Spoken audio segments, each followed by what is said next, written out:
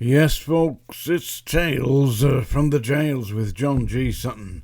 I want to thank everybody who comes here to watch this channel and support it, and likes and subscribe, and leaves me comments.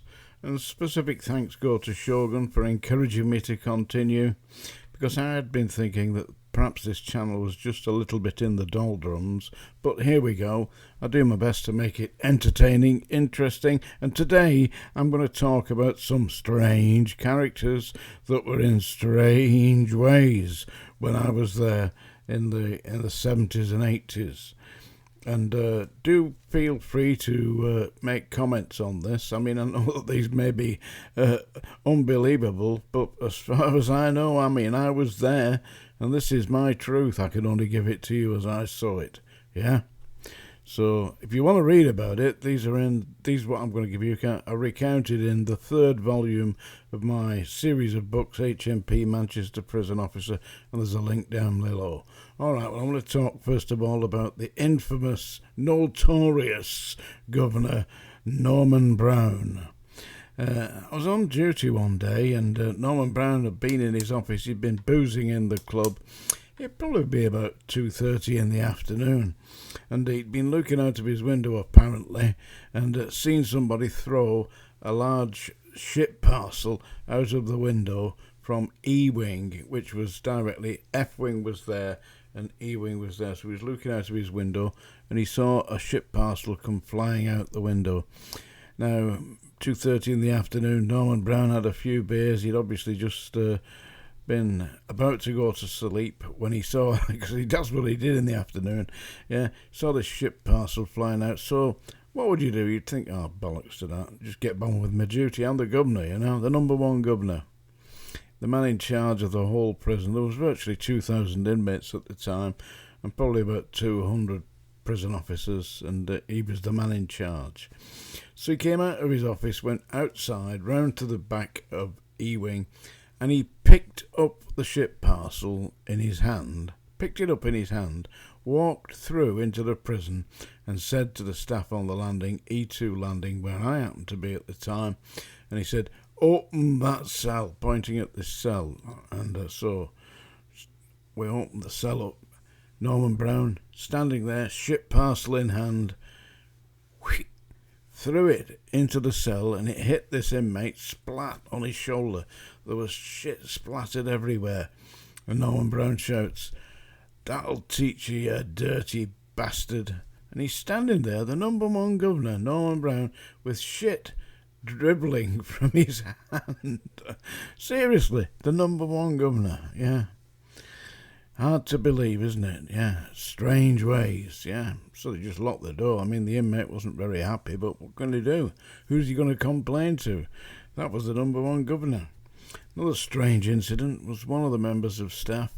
Let's call him Fat Fred, shall we? Some of you will know who Fat Fred is. Well, anyway, it was around about 10 o'clock. I think it was a Friday night in the middle of Manchester at a club called the Millionaires Club. Yeah. And in the Millionaires Club was Fat Fred standing at the bar and talking to people. I don't know what the hell he was supposed to be doing. But anyway, he was talking to people at the bar, and this man came to him and said, "Hi, I've been noticing you." He said, "You look an interesting character. What are you up to?" Oh, Fred gave him some flannel. He said, "What do you do for a living?"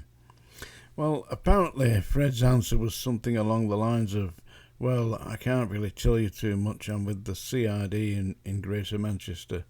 He said, "I'm just keeping my eye out." "Oh, really?" He said, "That's very interesting." He said, "Can I see your warrant card?" He said, "Because I'll show you mine." And it was actually a CID officer from the Greater Manchester Police, and showed Fred his warrant card. And of course, Fred, the only warrant card Fred had was that of a prison officer. So he said, I don't know what the hell, he cautioned him and said, "You must report." So Fat Fred had to go and see them at the police station to explain himself. I don't think he got charged with impersonating a police officer, but I believe he got verbally cautioned. I mean, but How about that? I mean, you've got to be out your bloody head to do things like that. But he wasn't the only one at Strangeways that was impersonating police officers. I don't know why the hell they do this. But there was one guy who had a big old motorbike. I don't know, something like a 500cc Norton or something like that. It was a bit of an antique kind of thing. And he always wore a white hat, a white crash hat, and big goggles, yeah? And he got himself a high visibility jacket, one of these yellow jackets, and he was going out at lunchtime, getting his motorbike out, driving it up and down Bury New Road, where South Strangeways is located off Bury New Road on Southall Street. That's where the main entrance was. It's now directly off Bury New Road. So if you have a look on Google Maps, you'll see Bury New Road. Anyway, he was driving up and down Bury New Road, flagging traffic down on his motorbike, stopping his motorbike, getting up and cautioning people, saying, you've been speeding, you know, I'm not going to do anything about it this time, but I'm just giving you a verbal warning. Anyway, he was doing this for a period of time until one day the police pulled him over. Said, what the hell do you think you're doing? And his explanation was, well, I just thought I was helping because the traffic's been speeding down here. They said, you're very lucky that we don't charge you with impersonating a police officer. Do not do this again. But what kind of a nutcase would actually do that in the first place? As I say, strange ways in strange ways. Yeah, they definitely did have. I was on duty one night, and it was nights, you know. Probably be about 11 o'clock at night. The night-time shift was 10 o'clock at night till 6 and 7 in the morning. And one of the night patrol officers came in to see me because I was the officer in charge of it was what was known as the postal allocation unit at the time. That was K-wing, H-wing, I-wing, and H-wing, yeah. And he came to me, he said, hey, come on, he said, come on, have a look at this. I said, what am I supposed to be coming having a look about? He said, all these guys in the cells are all wanking. I said, do you think I've got anything better to do than go and watch bloody postal boys playing with the plonkers? I mean, what was next? I didn't dare to bother to find out, let me tell you that. But there were some absolute weirdos that worked at Strangeways. I used to go to the gym. Mainly I was running, you know. I didn't do a lot of heavy weightlifting because it wasn't really conducive to building the body that you needed to do marathons, and I was running marathons at the time. But about once a week I used to go into the gym and do a little bit of weights just to keep the body in form. I'll show you a picture of what I looked like at the time. I think you'll probably be able to see that. Can you see that? Yeah, that's what I was at the time when I was really fit. The little lady on the shoulder is my daughter, Dulcie Jane.